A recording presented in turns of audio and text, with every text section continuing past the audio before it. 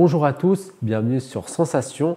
Aujourd'hui, nous allons présenter une association dédiée à apporter un soutien essentiel aux personnes les plus vulnérables, notamment les jeunes majeurs. Il s'agit de l'association départementale d'entraide des personnes accueillies à la protection de l'enfance de l'Essonne, plus connue sous le nom de l'ADEPAP 91. Pour nous en parler, je suis aujourd'hui avec Gilles Patin, président de l'association ADEPAP 91. Bonjour. Bonjour. Pouvez-vous nous parler des missions principales de l'ADEPAP 91 et des services qu'elle offre aux jeunes majeurs?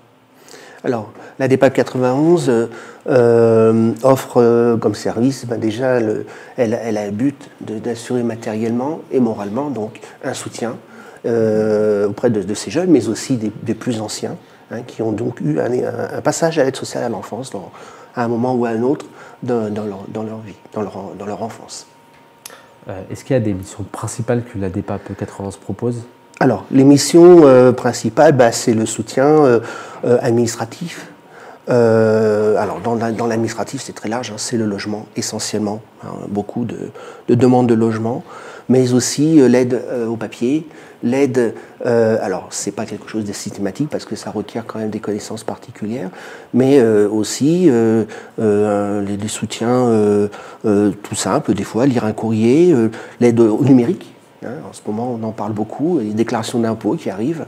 Donc ça, c'est des soutiens que l'association propose, aide pour nos jeunes, mais aussi pour les anciens qui ont aussi besoin des fois d'aide. Et voilà.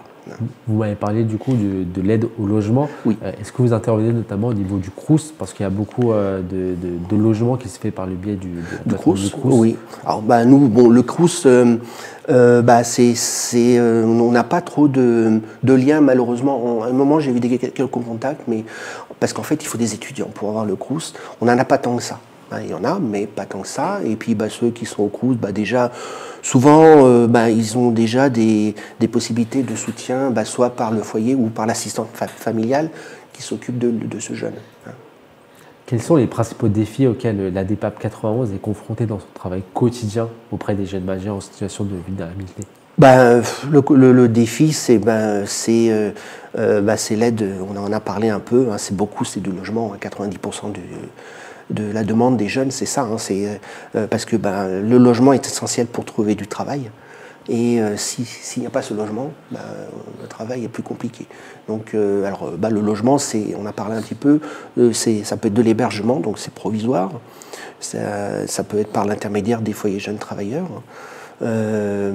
Et puis ensuite, après, dans le temps, au bout de 2 ans, le jeune devra trouver. Alors, souvent, c'est soutenu au sein des ALJT, des associations, les foyers jeunes travailleurs.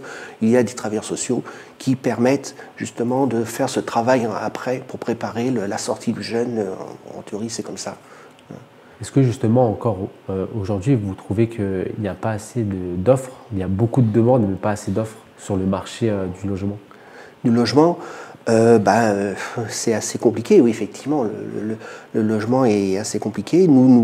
À un moment, nous avions beaucoup de demandes. Enfin, nous avons participé à beaucoup de mises à l'abri de jeunes en 2021, mais ça c'était juste après la pandémie, parce que beaucoup de jeunes, un peu fragilisés déjà par leur parcours. Avec la pandémie qui est arrivée, ces jeunes-là, la plupart travaillent dans les restaurants, les petits restaurants de chaînes alimentaires, McDo, toutes ces enseignes qui avaient fermé. Et puis ces jeunes se sont retrouvés sans travail et donc ont perdu leur logement.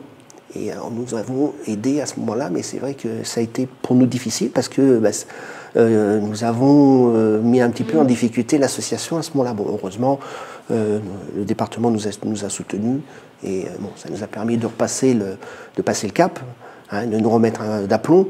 Mais c'est vrai que c'est quelque chose qu'on ne pourra pas se permettre encore une fois. Et donc, en fait, nous avons créé des partenariats justement avec des services du coup, de l'État, les CAO ou du département, pour pouvoir aider les jeunes à trouver un logement. Donc en fait, il y a des priorités. Tout à l'heure, vous parliez du Crous. Faut savoir que les bourses, par exemple, les bourses d'attribution, il y a une case spéciale pour être échelon, je crois que c'est l'échelon 7, qui permet justement aux jeunes d'avoir une bourse sur 12 mois. La bourse en général c'est 10 mois, et là, exceptionnellement, pour ces jeunes pris en charge et qui ont eu un parcours aide sociale à l'enfance, il y a un petit case en bas qu'il faut cocher, qui permet d'obtenir une bourse à échelon 7, le maximum, et donc un paiement sur 12 mois, donc du coup, ça aide le jeune à se mettre à l'abri, à avoir un abri, parce que sinon, en juillet-août, il est dehors encore une fois, parce que ces jeunes, ils ont des particularités, ces jeunes, c'est que s'ils sont mis en protection de l'enfance, c'est parce qu'ils ont personne. Et alors, ils n'ont personne quand ils sont pris en charge, mais ils n'ont pas davantage de personnes pour les aider à la sortie de ces services. Donc, l'ADEPAP vient en aide pour justement les soutenir dans ce parcours un peu difficile, le temps qu'ils s'installent d'une manière un peu plus pérenne. Est-ce que justement, à travers, mis à part le logement et la bourse, est-ce qu'il existe d'autres programmes ou initiatives qui a été mis en avant par l'ADEPAP pour aider les jeunes majeurs à surmonter les obstacles auxquels ils sont confrontés? Non, c'est toujours pareil, c'est une question de moyens. Donc, nous, à l'époque, nous avions mis des hôtels, nous mettions les enfants à l'hôtel, les jeunes à l'hôtel, mais ça coûte extrêmement cher. Nous avions pris aussi, avec un bailleur privé, nous avions pris à notre charge les cautions. Mais c'est pareil, ça coûte très cher. Même si le jeune paye un peu, la plupart du temps, on ne peut pas demander la totalité de 500 ou 600 euros par mois, parce que c'est peut-être à peu près ce qu'il gagne, peut-être 500. Donc en fait, l'association mettait un peu pour compléter le loyer. Oui. Quels sont finalement les principaux objectifs de l'ADEPAP 91 en termes d'accompagnement auprès des jeunes majeurs après leur sortie du système de protection de l'enfance? C'est surtout de les mettre à l'abri, c'est-à-dire leur permettre de poursuivre pour ceux qui ont déjà un cursus scolaire. Bon, souvent ces jeunes-là ont déjà un contrat, ce qu'on appelle les contrats jeunes majeurs. Ceux-ci sont déjà à l'abri par le département, par le conseil départemental. Après, il y a les autres, ceux qui ont refusé le contrat jeune majeur ou qui ne l'ont pas pris, pour une raison ou pour une autre. Et là, par contre, cela, c'est un petit peu plus compliqué, parce que du coup, c'est ce qu'on disait un petit peu tout à l'heure, c'est que ça se prépare un peu en amont. En amont de la sortie, il faut préparer cette sortie. Donc un jeune peut parfaitement quitter la protection de l'enfance s'il le souhaite à 18 ans ou à 19 ans, puisque le contrat jeune majeur est entre 18 et 21 ans. Il peut très bien partir à ses 18 ans, dire moi la DAS, enfin l'aide sociale à l'enfance, l'ancienne DAS, l'aide sociale à l'enfance, j'en ai assez, les éducateurs, les assistantes sociales, je ne veux plus en entendre parler, et je veux prendre mon envol. Alors, ok, il n'y a pas de problème, mais seulement, il faut que ça soit préparé un peu avant l'accès aux 18 ans.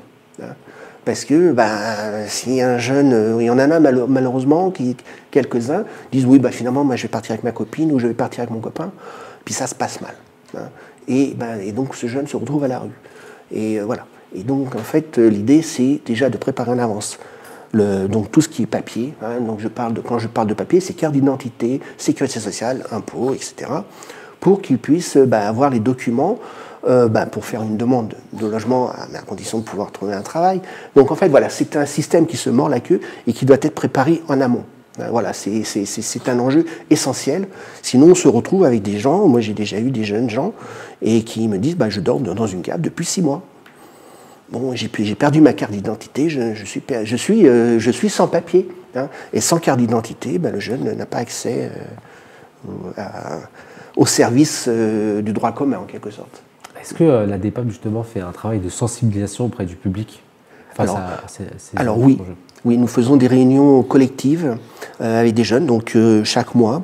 Les assistantes sociales, parce qu'on a parlé tout à l'heure, nous avons 2 assistantes sociales salariées. Nous avons cette chance-là d'avoir ça au sein de l'Essonne, qui sont vraiment très efficaces. Et donc, ces assistantes sociales, des fois il m'arrive d'y participer aussi, on reçoit en moyenne une dizaine de jeunes. Et donc les jeunes on les informe sur leurs droits, sur ce qu'ils peuvent faire et ne pas faire. Merci en tout cas Gilles Patin d'avoir été avec nous sur Sensation.